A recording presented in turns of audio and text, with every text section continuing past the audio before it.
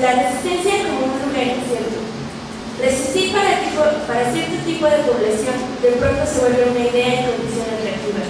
Ser resistente, impedir el avance de aquello que nos perturba e impide ser, estar siendo, seguir siendo. Para muchos, más allá de ser una idea atractiva, se vuelve una necesidad, una urgencia, una imposición moral intrusiva. Esto puede ser cierto tanto en la vida cotidiana personal como en el ámbito político-social. Las ideas que ahora presentamos se despliegan en ambos terrenos, pero cuando adquieren objetividad, expresión práctica concreta, pública en el terreno de lo político. Las reflexiones que se plantean pretenden problematizar el ejercicio de la resistencia social a partir de comprender los traslados prácticos, complejos siempre, que suceden entre el campo de lo personal y el campo de la práctica política. El desarrollo de planteamientos tiene como base práctica un esfuerzo de investigación con colectivos en que se organizan familiares de desaparecidos políticos de la década de los 60 y 80 en México, la llamada o mal llamada guerra social. La idea central que orienta las reflexiones tiene que ver con entender a la resistencia social desde la noción del incierto, con ubicar la idea de esta resistencia como un espacio en que la incertidumbre de ser tal resistencia se nos aparece solo como un síntoma a partir del cual nos movamos en diferentes espacios, formas, contenidos, en la falta de advertir sus implicaciones como ejercicio político con pretensión de cambio social. El desarrollo sitúa la cuestión del incierto en 4 territorios del quehacer social. Uno tiene que ver con la complicada relación entre lo personal familiar y la actividad político-social. Otra que se relaciona con el proceder situado históricamente y el modo en que la acción resistente contiene potencial fecha de caducidad. Una más que se objetiva en las formas y en los contenidos que adquieren las relaciones entre los resistentes, sean personas y o colectivos. Una más se relaciona con el desafío ante un mundo que aparece moribundo y otro cuyo nacimiento es apenas puro potencial. Tras todo esto está otro terreno de incertidumbre que apenas referimos inicialmente, la incertidumbre de lo conceptual, de lo difícil de atrapar la existencia resistente en las palabras. Partamos de algunas nociones básicas de resistencia desde el punto de vista teórico para después vincularlas con nuestras reflexiones a propósito de ejemplos prácticos concretos. Iniciamos de la idea que la resistencia no es un concepto abstracto. La resistencia es algo de construcción, algo que siempre se hace. Es una fuerza más que un lugar determinado y como fuerza es algo que también pone en marcha un tipo de poder. El estudio de las prácticas de resistencia social vinculadas a la lucha política tiene una larga historia. No obstante, ha sido una noción poco trabajada en su delimitación como categoría analítica. Uno de los vacíos más importantes se ubica en la limitación respecto de los diferentes condicionantes que están implicados en este tipo de prácticas. Es decir, es frecuente que las investigaciones se instalen en el análisis de la resistencia solo de las acciones objetivadas y se olvidan o dan por supuesto aspectos que tienen que ver más con los razonamientos, afectividades o, para decirlo de una forma muy corriente, motivaciones de los propios actores sociales para estar en resistencia. Tampoco dan cuenta de todo el trabajo anterior, es decir, subjetivo, que se expresa en una manera particular en las prácticas de resistencia. Se puede decir entonces que en términos generales una de las dimensiones para entender las prácticas sociales y subjetivas y a los mismos actores es el asunto de la subjetividad. En los últimos tiempos el vuelco hacia esta dimensión en las ciencias sociales ha sido muy importante. Aunque desde hace algún tiempo algunos otros autores, como Weber, hablaban ya de una aproximación subjetiva. La comprensión de las relaciones sociales se asume en la actualidad.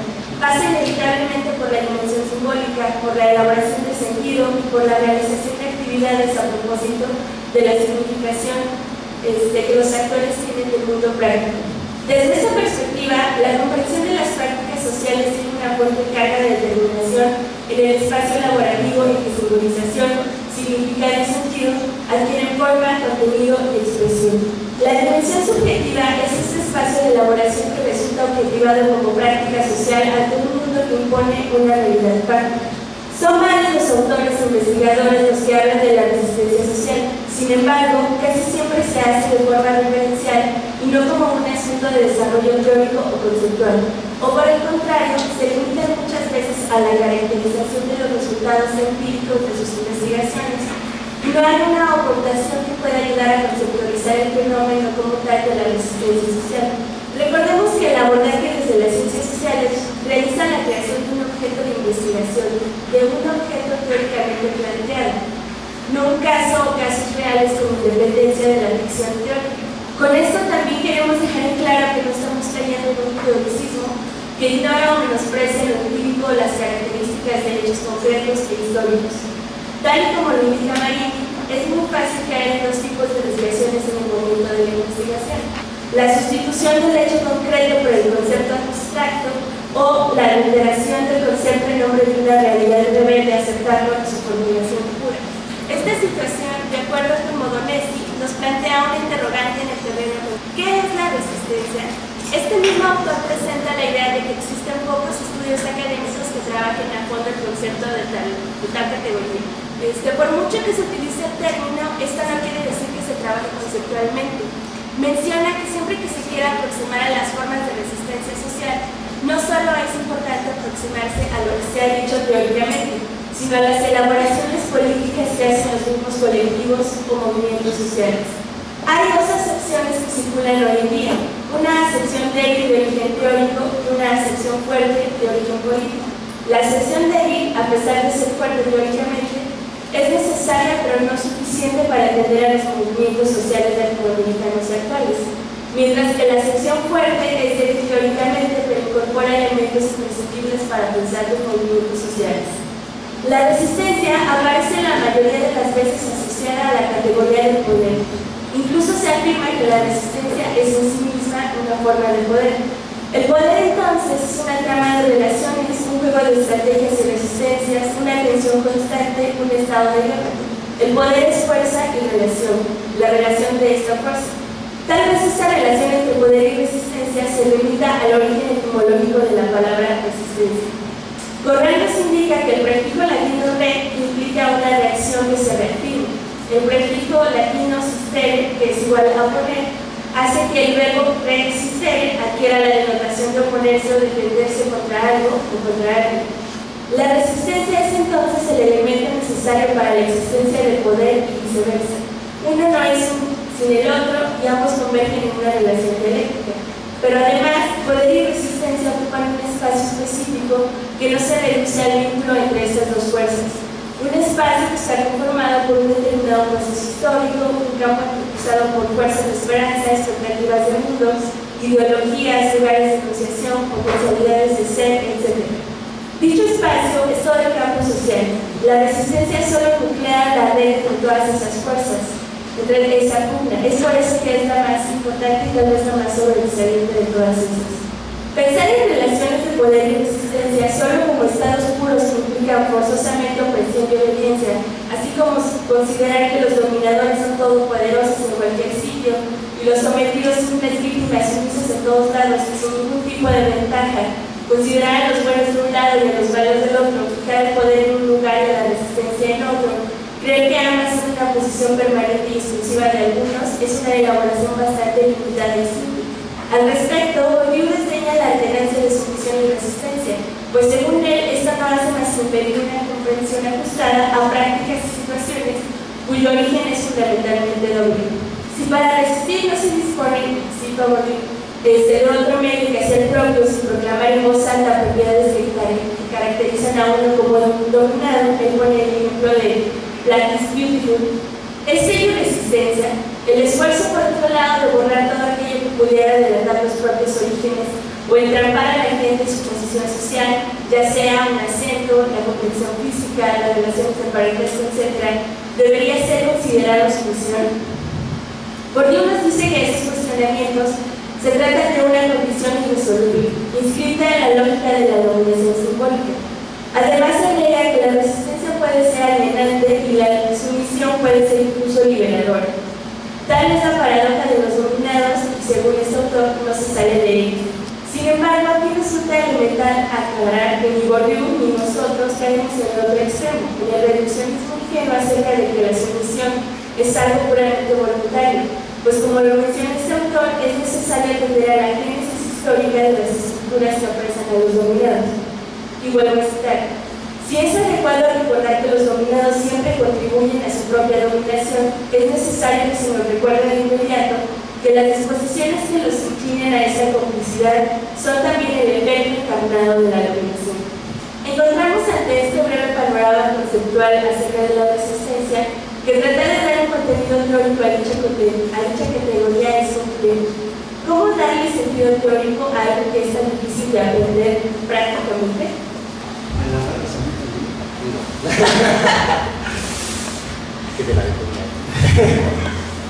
Voy a empezamos pues este apartado que es más ya las relaciones que existen y cómo ya se Háblale bonito. Ya, Bueno, partimos aquí en este último apartado de una frase del ideólogo priista Jesús Reyes Heroles, que se aventó, no es esta la cosa, ya se había aventado esta, que es necesario en el país, decía por ahí de los 80s, cambiar todo para que no se modifique nada, ¿no? Y también se avienta esta otra frase que puede ser muy complementaria: lo que resiste, apoya. Y es bajo esta lógica que trataremos de hacer nuestras reflexiones a propósito de lo que hemos ido indagando con colectivos de desaparecidos políticos que se ubican a sí mismos en una lógica de resistencia social. Y entonces, cuando nos acercamos a este tipo de organizaciones, encontramos una compleja relación entre su posicionamiento político-social y su condición de familiar del desaparecido, ¿no? Y que tiene una expresión aparentemente contradictoria para nosotros en la lógica de la resistencia. Porque muchos de estos colectivos lo que sostienen es que van a resistir desde diferentes modos, y uno de los modos que eligen es la recuperación de la memoria de sus desaparecidos. Y no es raro encontrar que esta recuperación de la memoria tiende a recuperar, desde la lógica familiar, al familiar, es decir, quieren recuperar la memoria del papá, del hijo, del amigo, del esposo, de la pareja, y van reconstruyendo muchas veces sus vidas, subordinando el carácter de militante revolucionario que tuvieron muchos de ellos por la condición personal familiar. Es decir, recuperar si le gustaban las fresas con crema, si tomaba café en carrito, si salía al parque, si se llevaba bien con su mamá y su papá, si era buen estudiante. Este tipo de recuperación egoística que nosotros vimos como una recuperación familiar, ¿sí? Y que tiene también una expresión del pensamiento del futuro que debía o pudo haber sentido ese desaparecido, si no lo hubieran desaparecido, que es: hoy sería médico, hoy sería ingeniero, a lo mejor albañil, a lo mejor veterinario, y en esa medida que pudo haber sido maestro, veterinario, médico, nos hace falta a todos, ¿no? Y nos resulta curioso porque en esta lógica nosotros ubicamos una recuperación del funcionamiento social normal, ¿no? O sea, se nos fue el hijo que era buen estudiante, que era muy cariñoso con sus hermanos, que obedecía a su papá y a su mamá, que era buen estudiante, y se minimiza el carácter de perteneciente a la liga, de revolucionario, ideológicamente preparado, dispuesto a ponerle contra el Estado le declaró la guerra. Esa parte no se recupera o se subordina a la otra. Y la idea del futuro imaginado que pudo haber tenido este militante no es: si no lo hubiera desaparecido, ahorita seguiría siendo un guerrillero, ahorita seguiría siendo un contestatario y enfrentando al Estado. No, lo que se recupera es: sería médico, sería albañil, y por eso, por su función social dentro de la idea dominante del Estado, nos hace falta a todos, ¿no?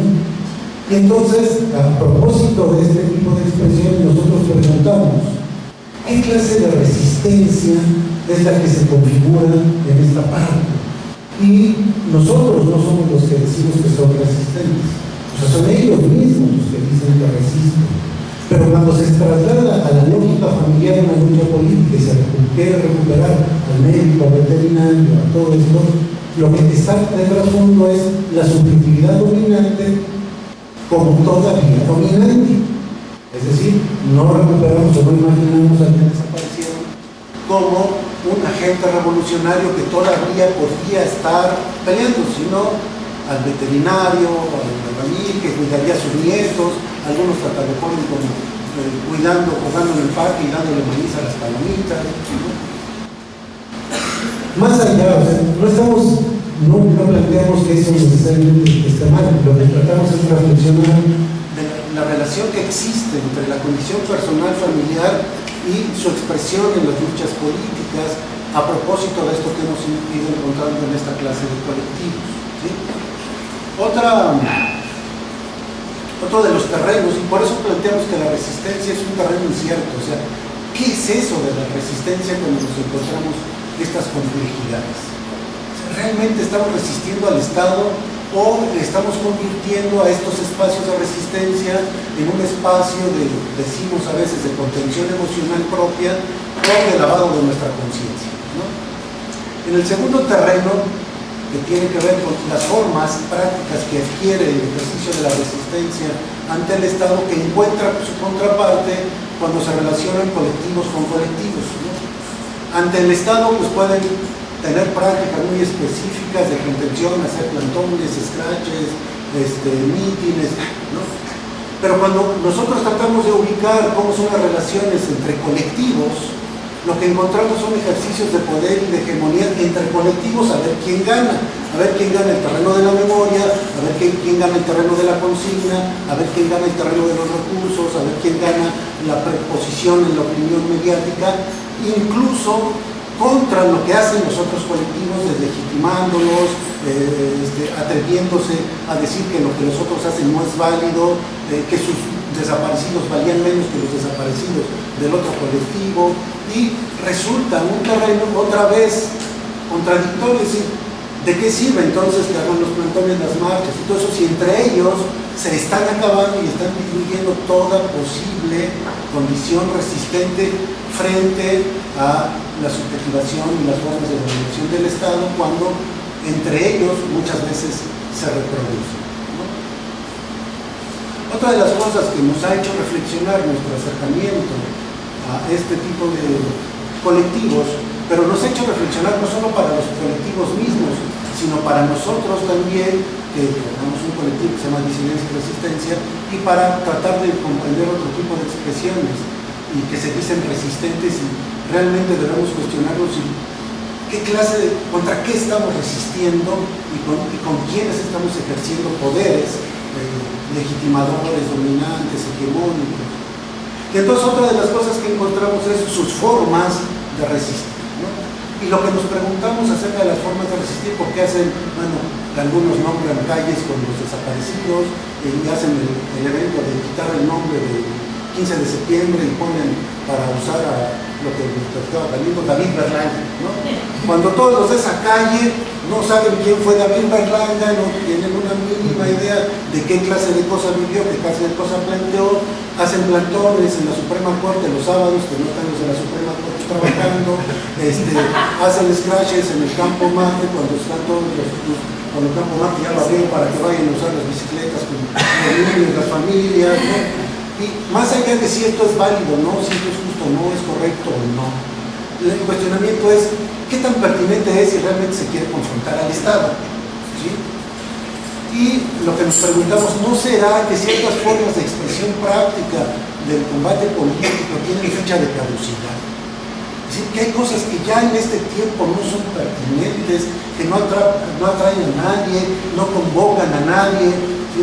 Nosotros hemos participado, por ejemplo, en esos plantones, en los scratches, y son los del colectivo, a lo mejor con sus hijos chiquitos, porque los más grandes muchas veces ya no les hacen caso, como prácticas de autoconsumo, ¿no? Y que en un momento dado ya no convocan a la sociedad. Bueno, no sé si hagan temblar al capital, pero es probable pensar que no, pero que sí les dejan muy satisfechos, ¿no? Y aquí la reflexión que nosotros hacemos es, ¿no valdría la pena pensar si las estrategias que se usan para resistir o combatir tienen un momento que dejan de ser pertinentes, que dejan de ser viables, que dejan de ser combativas, por mucho que otra vez el 2 de octubre no se olvida, bueno, pues ya se negocia la marcha con las autoridades, las consignas, la ruta, las fechas, hasta cuántos policías van a marchar, ¿no? Y no es que yo minimice la marcha, pero hasta dónde eso sigue siendo realmente y efectivamente combativo y convoca a otros que no van a las marchas nunca, porque esos siempre son los mismos y repiten las mismas consignas las mismas veces y luego aparecen como jefes de gobierno. Y otra reflexión, la última que queremos hacer, estamos yendo rapidito porque ya nos vamos a ir a la fiesta, es que ante un mundo que se está desdibujando, bueno, en las otras mesas se han discutido mucho de que el capitalismo está moribundo, de que estamos en una crisis civilizatoria, que esto se está derrumbando, se habló mucho de cómo hoy los jóvenes están cuestionando desde la nada, desde la increpación a los adultos y a lo que hicimos como adultos, de que lo que planteamos nosotros, como decía ayer Adela Cedillo, los últimos mohicanos, los últimos socialistas que fuimos formados en el manifiesto del Partido Comunista, si realmente ante un mundo así que nos está planteando cosas inéditas, no necesitaríamos en efecto respuestas inéditas, ¿no? ¿No será que con ese mundo que también se están muriendo las formas que usábamos para combatir y ya requerimos otras que realmente impacten en aquellos que les viene valiendo madre lo que se hizo en los 70s, en los 60s? No estoy diciendo que no hicieron cosas importantes o que no lucharon. Lo que estoy diciendo es que para muchos jóvenes hoy, la Liga Comunista, el MAR, la Fuerza de Liberación Nacional, no son nadie, no son nada, no les dicen nada. Y si se está rompiendo ese mundo, esa civilización, pues no será momento de establecer formas de combate propias de otra civilización y propio de otro momento, de otro tipo de personas, ¿sí? Porque en realidad lo que estamos viviendo es un desinterés por el mundo de la política institucionalizada y oficial, así sea la que dice resistir y combatir, ¿sí? Y entonces lo que nos planteamos finalmente es este desinterés en el mundo de la política institucionalizada, con el descrédito de sus actores, de dignificar la labor de las ciencias sociales por dar sentido a la existencia de sus conocimientos, impone varias preguntas respecto de lo que tiene sentido en la medida de resistir. En la medida de resistir puede ser una forma de apoyar lo establecido, de acuerdo con lo que venimos diciendo. ¿Cuáles son las formas pertinentes en este momento para darle sentido a un posible cambio social?